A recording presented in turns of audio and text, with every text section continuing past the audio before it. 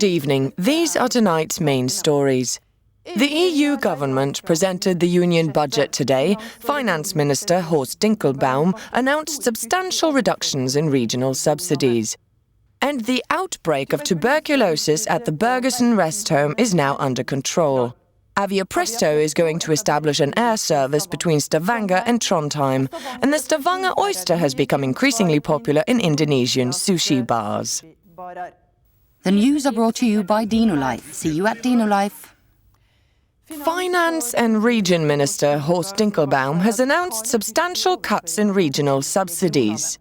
This will primarily affect Greece, the Czech Republic, Slovakia and Poland, Slokra Bosnia, Sweden and Norway, although it's expected to influence the entire region.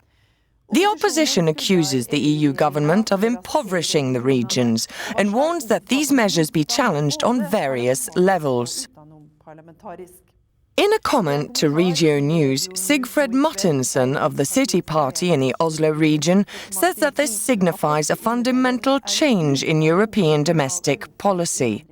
He is deeply opposed to Dinkelbaum's budget, saying he fears that it may undermine long-standing European traditions.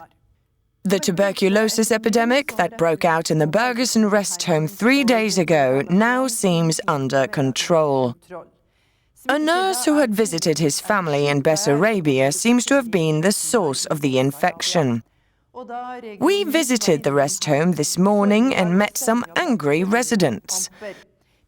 We've actually paid a lot of money to avoid infection, said a 90-year-old resident who wanted to remain anonymous.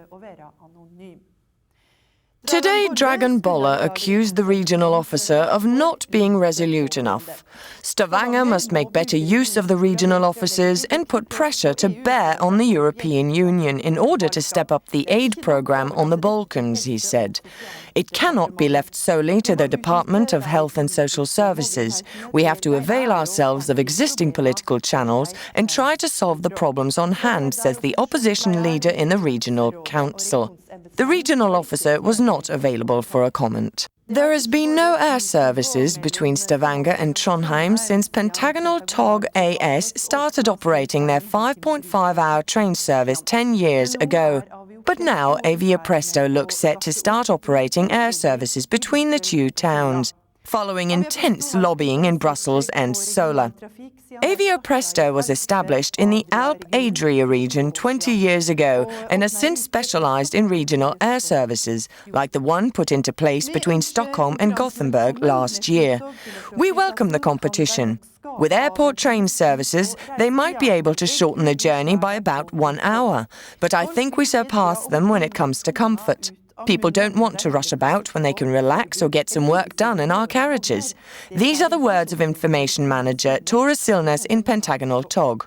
Last year, Solar Sushi exported salmon, whale meat and oysters worth 2 billion euros. Japan is still the prime market. However, after intense lobbying, a new contract with Indonesia has been secured for the delivery of oysters for 500 sushi bars on Java and in Kalimantan, much to the credit of the developers of Berkeley University at Sola. Together with Norwegian National University, they recently completed a joint project with Jakarta University for the development of new technology for cooling seawater for oyster production. The technology may take years to develop, and in the meantime, Indonesia is a lucrative market for Solar Sushi products. This means both increased profit and new jobs. But, as they say, a prophet is without honor in his own country. The people in the Stavanger region only eat oysters for 3 million euros annually.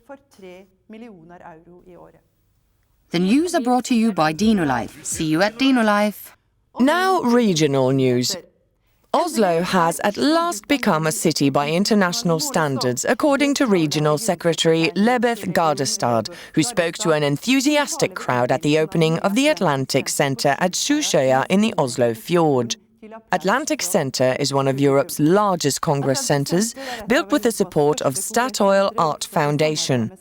Already before the building was completed, it attracted worldwide attention, and it figures as one of the items on the EU budget for the Oslo region that was presented today. Gardestad and his colleagues have made it clear that this is part of the promotion of the region, especially in view of the competition with other large city regions in the Baltic. Maybe Stavanger has to take similar measures in order to compete with Edinburgh, the centre of the North Sea region.